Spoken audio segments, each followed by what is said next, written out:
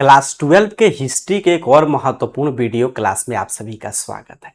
जैसा कि आप सभी जानते हैं कि इस चैनल पे क्लास 12 के हिस्ट्री का हम लोग एक सीरीज की शुरुआत की है, जिसमें हम लोग का टारगेट है कि एग्जाम तक हम लोग हिस्ट्री को इस रूप में कंप्लीट कर लें कि सभी विद्यार्थी जो इस सीरीज से जुड़े हैं, सभी वीडियोस देख रहे हैं, उनका हिस्ट्री में 100 में 100 अंक आए। इस टारगेट को पूरा करने के लिए पहले हम लोग पूरा चैप्टर पढ़े डिटेल में, फिर उससे किस रूप में सब्जेक्टिव प्रश्न आएगा उसको लिखना सीख रहे हैं, फिर ऑब्जेक्टिव प्रश्न देख रहे हैं, और फिर जब पूरा चैप्टर हम लोग का सिलेबस खत्म होगा तो उससे लगातार मॉडल पेपर देख लेंगे, आपका हिस्ट्री सब्जेक्ट कंप्लीट हो जाएगा। तो इस क्रम में हम लोग आपके जो तीसरा चैप्टर है बंधुत्व जाति तथा वर्ग, इसको कंप्लीट कर चुके हैं, ठीक है। और इसमें जो भी 2026 तक प्रश्न पूछा था उसको देखने के बाद 2027 में जो भी सब्जेक्टिव प्रश्न आ सकता है, आइए उसको देखते हैं। अब एक एक प्रश्न आएगा तो पूरा चैप्टर में पढ़ा चुका हूं, पूरा चैप्टर में आपको डिटेल में पढ़ा चुका हूं। अब उससे किस रूप में प्रश्न आएगा, कैसे उत्तर लिखने के, उत्तर लिखना एक कला है, वो भी आप सीखेंगे। और यहाँ से ऑब्जेक्टिव प्रश्न उसी सब्जेक्टिव में से ही बनेगा। सब्जेक्टिव प्रश्न पढ़ने से यही फायदा होता है कि सब्जेक्टिव तो हमारा कंप्लीट हो रहा है, एक तीर से दो निशाना, ऑब्जेक्टिव भी यहीं से आएगा। तो ये जो महत्वपूर्ण प्रश्न मैं इस चैप्टर से 20 तैयार किया हूं, इसको अगर आप समझ ली तो समझिए पूरा चैप्टर आपका कंप्लीट है और इससे कोई भी प्रश्न आएगा तो आपसे गलत नहीं होगा। अब पहला प्रश्न मैंने क्यों सिलेक्ट किया, क्योंकि ये देखिए बिहार बोर्ड 2018 और 2022 में ये प्रश्न पूछा है। समझिए कितना महत्वपूर्ण है, दो बारी डायरेक्ट ये प्रश्न आया है, तो इस साल भी इसकी संभावना है। प्रश्न क्या पूछा है कि महाभारत के ऐतिहासिक महत्व क्या है समझाइए। तो उत्तर अपने को इसी तरह टू द पॉइंट लिखना है। आप जानते हैं, पढ़े थे हम लोग, चैप्टर पूरा मैं पढ़ा चुका हूं। तो महाभारत जो है वह विश्व का सबसे विशाल महाकाव्य काव्य था, जो भारतीय सभ्यता के ताने बाने को संजोए हुए है। ये पढ़े थे हम लोग, 1 लाख प्लस, मतलब कि इसमें श्लोक है, 18 दिन महाभारत का युद्ध चला था, पूरा भीष्म, इसका जो भीष्म पर्व था वो सभी चीज हम लोग पढ़े थे। अब इसका उत्तर कैसे लिखेंगे सर, हमारे पास पूरा नॉलेज है, तो हम लिखेंगे कि महाभारत जो है वो ऐतिहासिक, इसका एक अलग महत्व है। क्यों? क्योंकि यह सामाजिक इतिहास का दर्पण है। क्योंकि महाभारत अगर कोई व्यक्ति पढ़ रहा है तो उसको महाभारत के समय के, उस समय के तत्कालीन समाज की रीति रिवाज कैसा था, वर्ण व्यवस्था कैसा था, पारिवारिक संबंध कैसे थे, नैतिक मूल्य क्या था, इसके बारे में विस्तृत जानकारी मिल जाएगा। तो वही चीजें लिख देना है।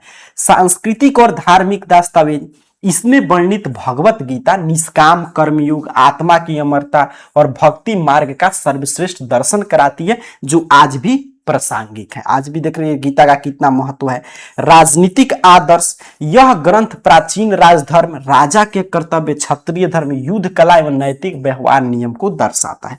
विविधता का संकलन, 1 लाख से अधिक श्लोकों वाला यह ग्रंथ विभिन्न क्षेत्रों जनजातियों के विचार का सम्मिश्रण का ऐतिहासिक प्रमाण है। ठीक है, तो महाभारत कुल मिलाकर देखे तो उस समय का एक महत्वपूर्ण ऐतिहासिक स्रोत था, जिससे उस समय के समाज की राजनीतिक जीवन, सामाजिक जीवन, लोगों का व्यवहार, लोग किस तरह एक परिवार में कुल के स्तर पे अपना जीवन जीते थे, व्यापार कैसे था, समाज कैसे था, विभिन्न जाति धर्म के कैसे लोग रहते थे, क्या नैतिक मूल्य था, उस समय का धार्मिक मूल्य क्या था, इसकी पूरी जानकारी मिलता है। ठीक, चलिए आगे बढ़ते हैं। पहला प्रश्न आएगा, इसी तरह आपको उत्तर लिखना है।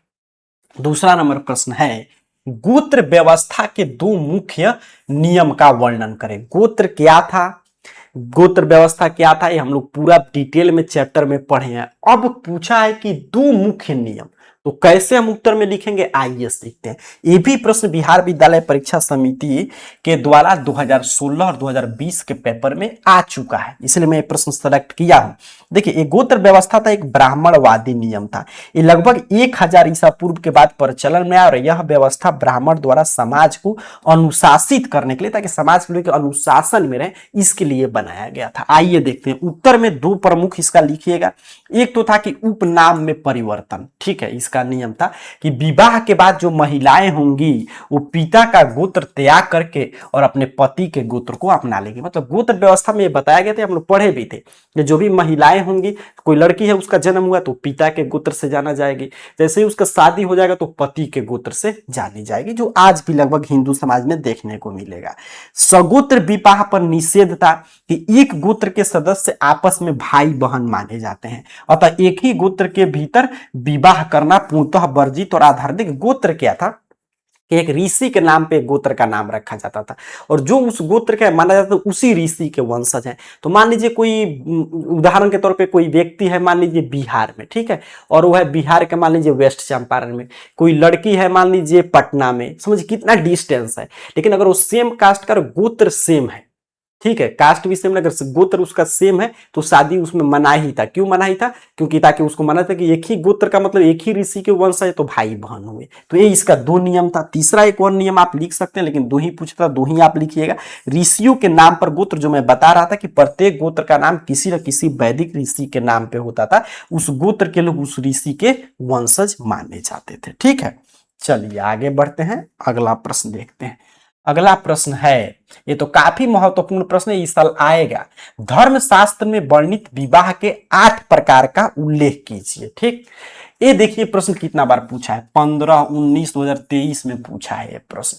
तो 8 प्रकार के विवाह जो है धर्मशास्त्र में वर्णित, ठीक है, उसका उल्लेख आपको करना है। तो देखिए ये जो पहला मैं आपको दिखा रहा हूं, ये 4 विवाह, ये उत्तम विवाह था, जो स्वीकृत था समाज में, मतलब जिसका वैल्यू था, जिसे लोग अच्छा दृष्टि से देखते थे।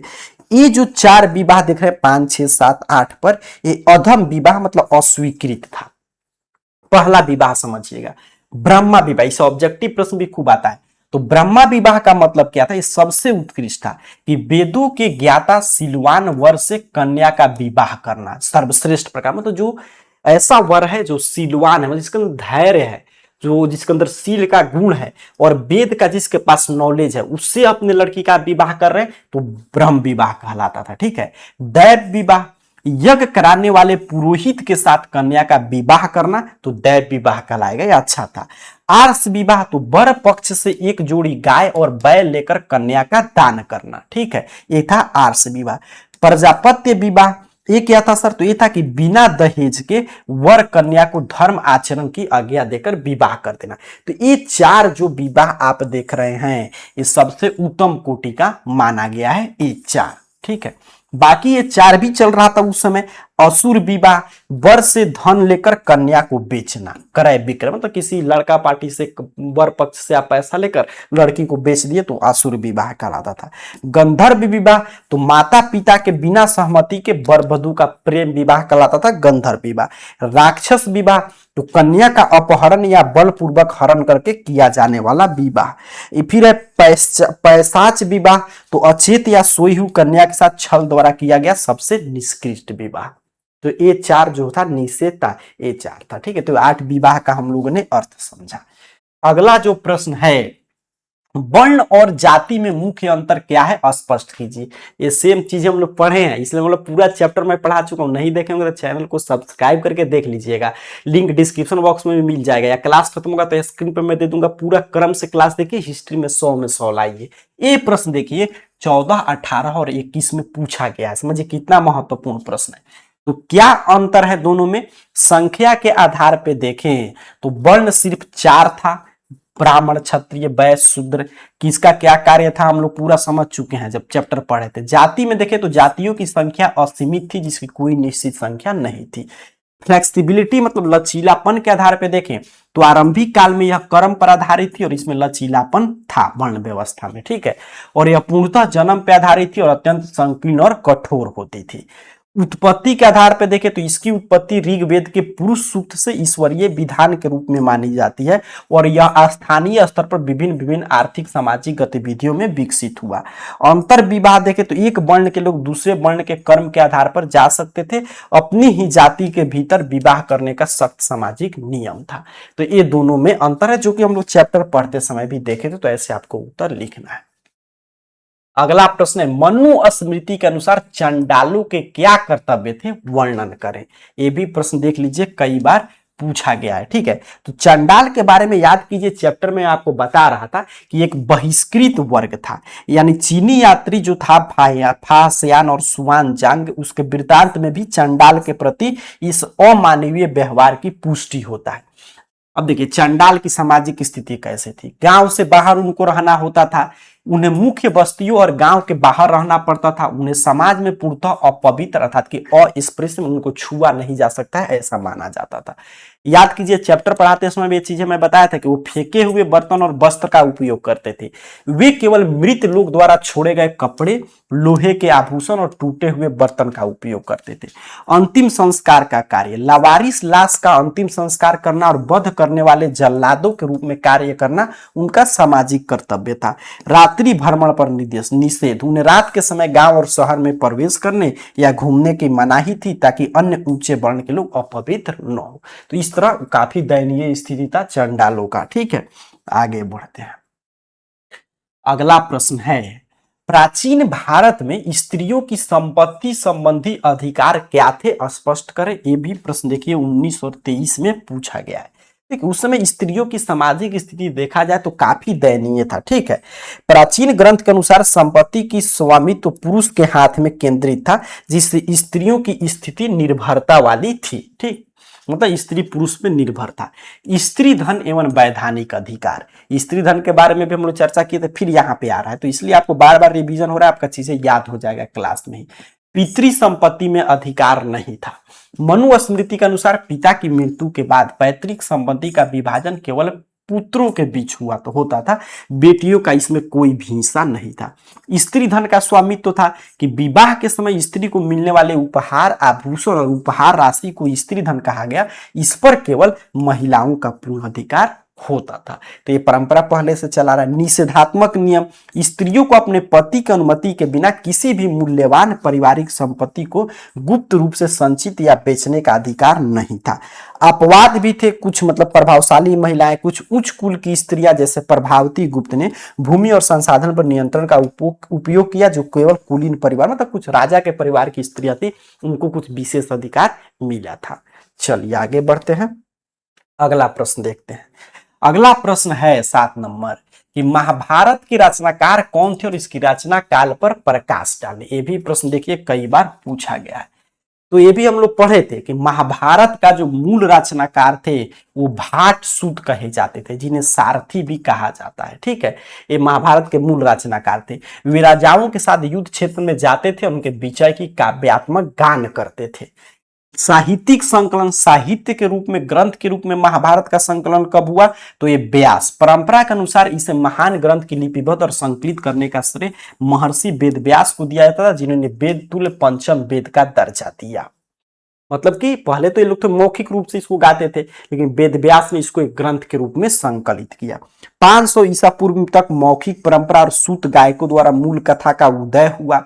500 ईसा पूर्व से 200 ईस्वी में ब्राह्मणों द्वारा महाकाव्य पर अधिकार एवं लेखन हुआ। 200 से ईस्वी से 400 ईस्वी के बीच में मनुस्मृति के प्रभाव से उपवेदात्मक अंश इसमें जोड़े गए और 1919 से लेकर और 1966 तक मतलब 47 वर्ष में बीएस सूक्तांकर के नेतृत्व में इसका सम आलोचनात्मक संस्करण हुआ। ये भी प्रश्न कई बार पूछा है। अगला जो प्रश्न है ये भी देखिए 15 और 22 में आया है। प्रश्न क्या कह रहा है कि आरंभिक समाज में बंधुत्व और कुटुंब व्यवस्था से आप क्या समझते हैं। ठीक है, तो कुटुंब जो व्यवस्था था वो सामाजिक परिवार प्रणाली, सामाजिक सुरक्षा और पारस्परिक सहयोग की धूरी था कुटुंब व्यवस्था। ये भी पढ़े थे। उत्तर आप कैसे लिखेंगे इसको समझिएगा। तो पारिवारिक ढांचा और संबंध के बारे में प्रश्न पूछा है तो रक्त संबंध पर आधारित। संस्कृत ग्रंथों में कुल शब्द का प्रयोग परिवार के लिए और जाति का प्रयोग सगे संबंधी के बड़े समूह मतलब बांधव के लिए किया जाता था। यह भी ऑब्जेक्टिव प्रश्न पूछता था कि पूछा है कई बार कि सांस्कृतिक ग्रंथ में कुल का मतलब क्या होता है परिवार, जाति का मतलब क्या होता है सगे संबंधियों का बड़ा समूह। पितृसत्तात्मक स्वरूप, आरंभिक समाज मुख्य रूप से पितृसत्तात्मक था, जहां परिवार का मुखिया कौन होता था, पिता होता था। पितृसत्तात्मक का यही मतलब ही था, हम लोग चैप्टर में भी पढ़े थे। पुत्र ही कुल और वंश की परंपरा को आगे बढ़ाता था, जो आज भी देखने को मिलता है। संबंधों की विविधता, सभी समाज में पारिवारिक संबंधों का पैमाना एक समान नहीं था। कुछ समाज में सगे भाइयों के संबंध में घनिष्ठता थी तो कुछ में आपसी कलह, जैसे कौरव और पांडव का उदाहरण देखने को मिलता है। संसाधन पर नियंत्रण, परिवार के भीतर भूमि, पशु और अन्य आर्थिक संसाधन पर केवल पुरुषों का ही वैधानिक अधिकार प्राप्त था। चलिए आगे बढ़ते हैं, अगला प्रश्न देखेंगे। प्रश्न कह रहा है कि 9 नंबर प्रश्न है कि धर्म शास्त्र के अनुसार चार वर्ण के क्या जीविका के नियम थे? ये भी प्रश्न देखिए 2018 और 2024 में बिहार विद्यालय परीक्षा समिति पूछ चुका है। तो क्या नियम था? चार वर्ण थे, आप जानते हैं। पहला वर्ण था ब्राह्मण, सबसे सर्वश्रेष्ठ माना जाता था। धर्मशास्त्र में जो इनका प्रमुख कर्तव्य बताया गया है उसके अनुसार अध्ययन अध्यापन मतलब पढ़ना पढ़ाना, यज्ञ करना और करवाना, दान लेना और दान देना। इसका अतिरिक्त अधिकार और सामाजिक दायित्व, समाज में सर्वोच्च स्थान था। राजाओं को धार्मिक सलाह देना भी इनका दायित्व था। फिर दूसरे पे आते थे क्षत्रिय। तो इनका जो कर्तव्य था वो था युद्ध करना, प्रजा की रक्षा करना, न्याय करना, दान दक्षिणा देना और यज्ञ कराना। इनका भी अतिरिक्त कुछ सामाजिक दायित्व था कि प्रशासनिक सत्ता संभालना और सेना का नेतृत्व करना। तीसरे पे आते थे वैश्य। इनका कार्य था कृषि कार्य करना, पशुपालन, व्यापार तथा वाणिज्य गतिविधियां संचालित करना और यज्ञ कराना तथा दान देने का अधिकार इनको था। और कर का मुख्य स्रोत यही थे क्योंकि कृषि वगैरह से ही, पशुपालन से, व्यापार से ही करे लगता था। शूद्र जो थे सबसे निचले वर्ग थे, तो इनका काम था ऊपर के तीन वर्णों की सेवा करना। एकमात्र इनका निर्धारित जीविका नियम था कि इसी के आधार पर वो लोग जीवित रहेंगे। धार्मिक संस्कार एवं वेद के अध्ययन से पूर्णतः वंचित, मतलब यज्ञ वगैरह नहीं करा सकते थे, ना ही वेद पढ़ सकते थे। अगला जो प्रश्न है देखिएगा यहाँ पे, अंतर विवाह और बहिर्विवाह प्रथा में क्या अंतर है स्पष्ट कीजिए। ये भी हम लोग पढ़ चुके हैं, ठीक है, 16 और 2021 क्योंकि पूरा चैप्टर मैं पढ़ा चुका हूं, तब ये चीज हम लोग क्वेश्चन देख रहे हैं। वैवाहिक नियम अंतर विवाह समूह की एकता बनाए रखने में मदद करता था, जबकि बहिर्विवाह सामाजिक संबंधों को विस्तार करता था। आइए फिर से समझ लेते हैं। तो देखिए, अंतर विवाह का मतलब क्या था कि इस वैवाहिक पद्धति में विवाह केवल अपने ही समूह के भीतर स्वगोत्र में, स्वपिंड में या एक ही जाति में करना पड़ता था। बाहरी विवाह वर्जित था। तो यह स्थानीय स्तर पर इसका काफी महत्व था। बहिर्विवाह में क्या होता था, इस पद्धति में विवाह अपने गोत्र या स्वगोत्र समूह से बाहर किया जाता था। विशेषकर ब्राह्मणवादी ग्रंथों में इसे अति पवित्र माना गया है। धार्मिक दृष्टिकोण, बहिर्विवाह को बढ़ावा देने के लिए ही कन्यादान, वर को बेटी सौंपने को पिता का सबसे बड़ा धार्मिक कर्तव्य, आज भी कहते हैं कन्यादान सबसे महादान है, घोषित किया गया था। दोनों में यही अंतर है। चलिए आगे बढ़ते हैं। अगला प्रश्न, सातवाहन राजाओं में मातृ नाम का क्या महत्व था? मतलब कि उस समय जिस समय पितृसत्तात्मक व्यवस्था चल रहा था, तो उस समय सातवाहन के राजा थे, वो मातृ नाम रखते थे, माता के नाम से अपना नाम रखते थे। तो इसके बारे में प्रश्न पूछा, जो हम लोग चर्चा करते, भले नाम रखते थे लेकिन वहां पे भी पितृसत्तात्मक व्यवस्था के जैसा ही संबंध है। जैसे गौतमीपुत्र सतकर्णी काफी प्रसिद्ध हुए। सातवाहन राजाओं द्वारा मातृ नामक धारण करना तत्कालीन कुलीन महिलाओं के असाधारण राजनीतिक और सामाजिक सम्मान का पद। यहाँ पे सातवाहन राजाओं में काफी सम्मान था महिलाओं का, इसलिए उनके नाम पे लोग रखते थे मातृ नाम का प्रयोग। दक्कन पर शासन करने वाले सातवाहन शासकों ने अपनी पहचान अपनी माता के नाम पे, जैसे गौतमी पुत्र श्री सतकर्णी, रखा था। मातृ सत्तात्मक का भ्रम, यद्यपि राजाओं के नाम माता के नाम पर थे, लेकिन सातवाहन समाज मातृ सत्तात्मक नहीं था, क्योंकि सिंहासन का उत्तराधिकारी सदैव पितृवांशिक मतलब पुत्र को मिलता था। जैसा कि मैंने बताया कि भले नाम रखते थे रेस्पेक्ट देने के लिए, लेकिन था मातृ सत्तात्मक। लोगों को ऐसा भ्रम हो जाएगा, वैसा नहीं था, वो पितृ सत्तात्मक ही था। धार्मिक एवं सामाजिक आदर, माताओं के प्रति गहरा सम्मान यह दर्शाता है कि उस काल में स्त्री और माताओं को सामाजिक और धार्मिक स्थिति अत्यंत गौरवशाली थी। ब्राह्मणवादी नियमों के अपवाद, सातवाहन ने ब्राह्मणवादी गोत्र व्यवस्था के विरुद्ध जाकर अंतर विवाह और स्वगोत्र विवाह का भी पालन किया, जो इतिहास में एक अनोखा अपवाद देखने को मिलता है। चलिए अगला प्रश्न देखते हैं। कह रहे महाभारत के सम आलोचनात्मक संस्करण परियोजना पर प्रकाश डालें। तो महाभारत का जो सम आलोचनात्मक जो संस्करण तैयार हुआ, देखिए 2025 में भी पूछा है और 2020 में भी, 2027 में भी आ सकता है। ऐतिहासिक निष्कर्ष, इसने प्रमाणित किया कि उपमहाद्वीप के विभिन्न समाजों के बीच सामाजिक विचार का गहरा आदान प्रदान और समन्वय है। जो सम आलोचनात्मक संस्करण तैयार हुआ वो ये आधुनिक शोध का मील का पत्थर है। इस परियोजना की शुरुआत सन 1919 में सुप्रसिद्ध संस्कृत विद्वान BS सूक्तांकर के कुशल नेतृत्व में इस महत्वाकांक्षी परियोजना की शुरुआत की गई। मतलब महाभारत के समालोचनात्मक ग्रंथ लिखने की शुरुआत हुआ।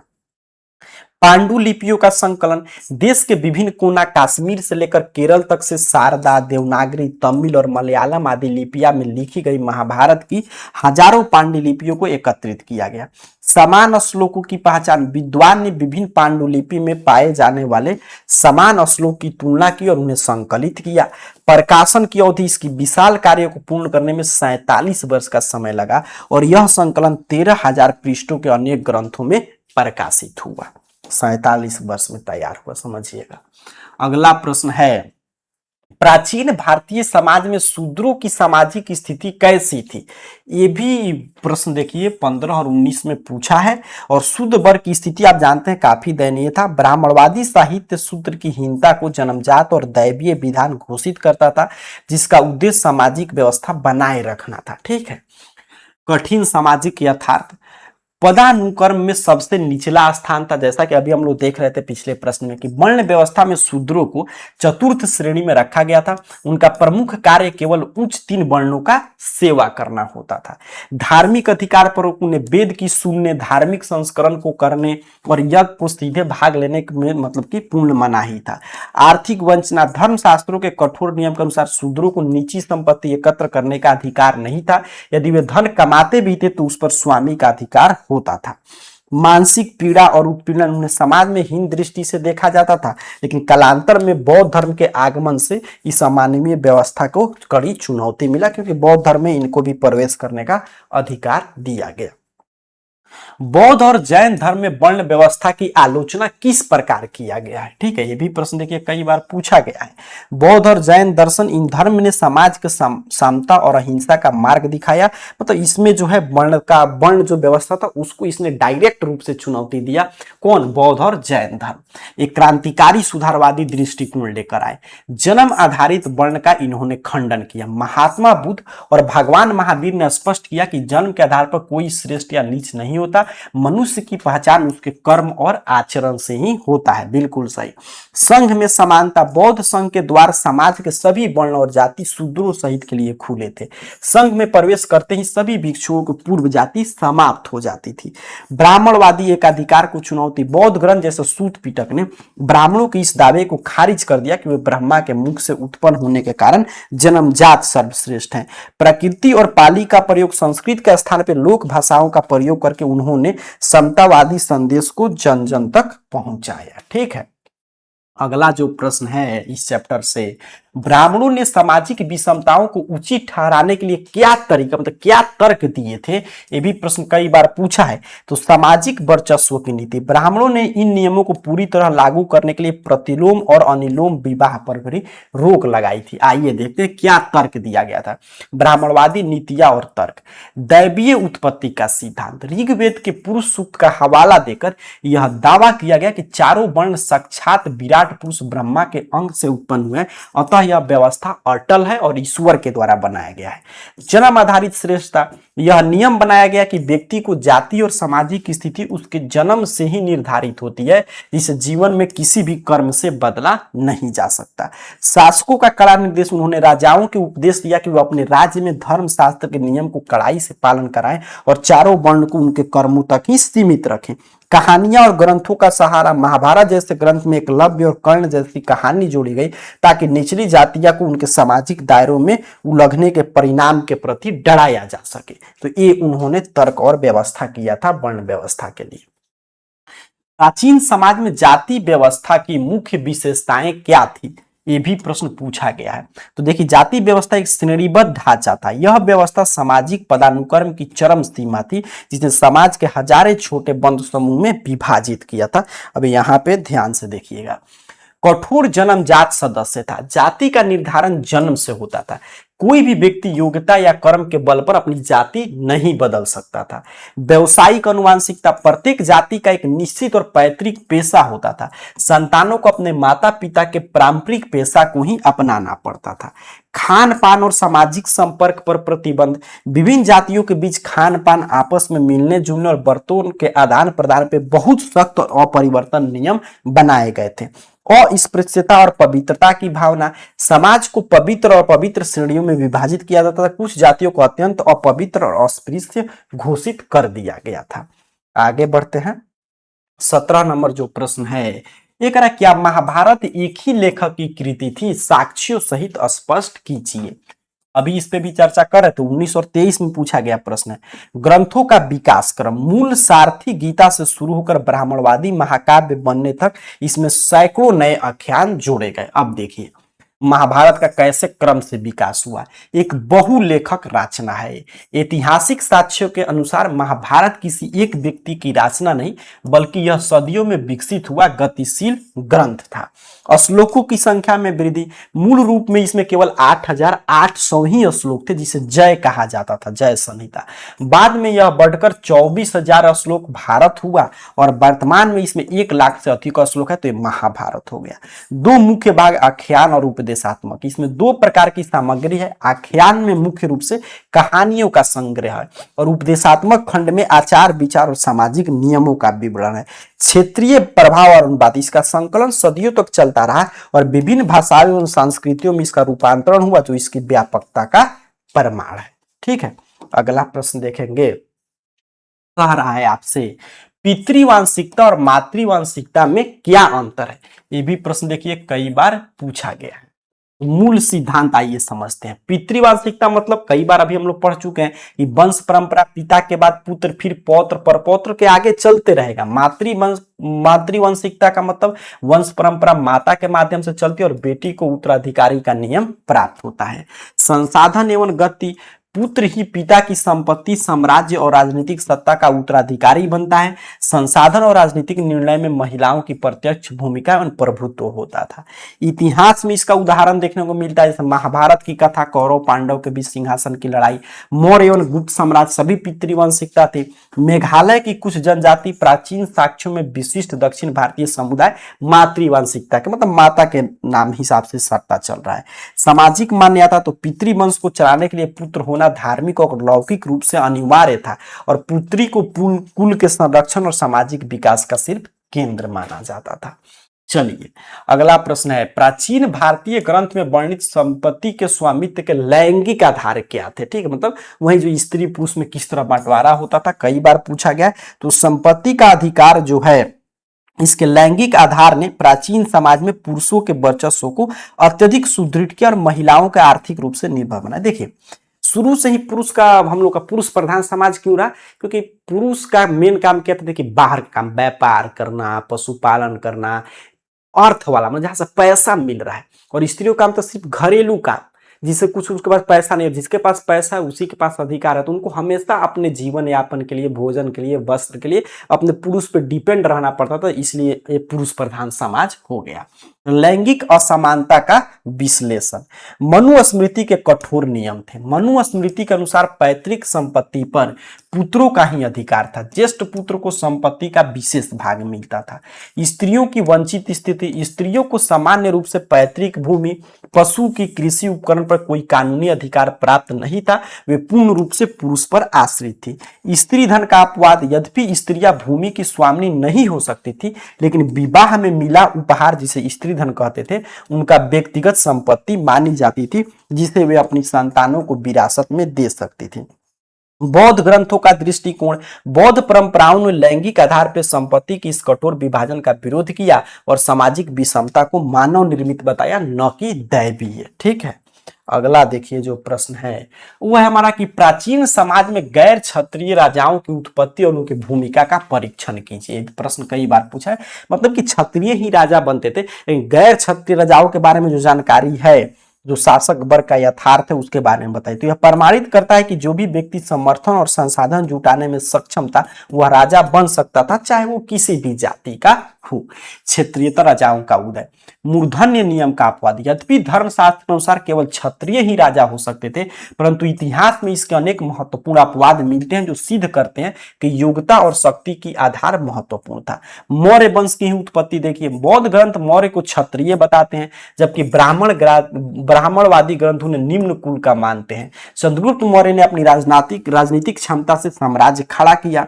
शुंग और कन्नौ वंश ब्राह्मण, मौर्य के तत्कालीन उत्तराधिकारी शुंग और कन्नौ राजा ब्राह्मण थे, जो इस नियम के पूर्णतः विपरीत थे, मतलब सिर्फ क्षत्रिय को रहना चाहिए था। शक और कुषाण थे मलेच्छ, मध्य एशिया से आए शक शासकों को ब्राह्मणों ने मलेच्छ बाहरी बर्बर कहा, लेकिन रुद्रमान जैसे राजाओं ने संस्कृत सीखी और सुदर्शन झील का पुनरुद्धार करके आदर्श शासक बन गए। तो ये 20 प्रश्न है जो इस चैप्टर से काफी महत्वपूर्ण है। ठीक है, बाकी यहाँ पे कुछ टिप्स भी है आपके लिए जो आपको समझ के रखना है कि याद रखिएगा वर्ण और जाति में क्या अंतर है, ये बहुत बार प्रश्न पूछा गया। विवाह के प्रकार, चंडाल, ये सभी चीजें प्रश्न जो जहां से पूछता है ये याद रखिएगा। ठीक है, यहाँ पे चंडालों के कर्तव्य के बारे में कई बार प्रश्न पूछा है। और यहाँ पे देखिए मुख्य जो भी मतलब उत्तर लिखिएगा तो जो भी मुख्य शब्द आएगा जैसे पितृवांशिकता, बहिर्विवाह, ये सबको रेखांकित कीजिएगा। जैसे उत्तर में लिख रहा था टेबल वगैरह बनाकर, मैं उत्तर लिखने के टिप्स बता रहा हूँ, इससे पूरा में पूरा अंक मिलेगा। ठीक है, तो ये कुछ फैक्ट्स वगैरह जरूर दीजिएगा अपने उत्तर में। ये पूरा तीसरे चैप्टर का मैंने सब्जेक्टिव प्रश्न का, अगले क्लास में ऑब्जेक्टिव प्रश्न देखेंगे, फिर चौथा चैप्टर पढ़ेंगे। ये पीडीएफ नोट्स वगैरह प्राप्त करना है तो इसके लिए टेलीग्राम, इंस्टाग्राम, फेसबुक, व्हाट्सएप में कुछ भी चलाते होंगे सबका लिंक डिस्क्रिप्शन बॉक्स में रहता है, उस पर क्लिक करके जरूर वहां पे ज्वाइन हो जाइएगा, फॉलो कर लीजिएगा। या जो भी सोशल मीडिया हैंडल यूज करते होंगे उस पर इस चैनल का नाम AR कैरियर पॉइंट सब करके ज्वाइन हो सकते हैं। मिलते हैं अगले क्लास में, तब तक के लिए पढ़ाई करते रहिए, इन सभी प्रश्नों को याद कर लीजिए। आप सभी को बहुत बहुत धन्यवाद।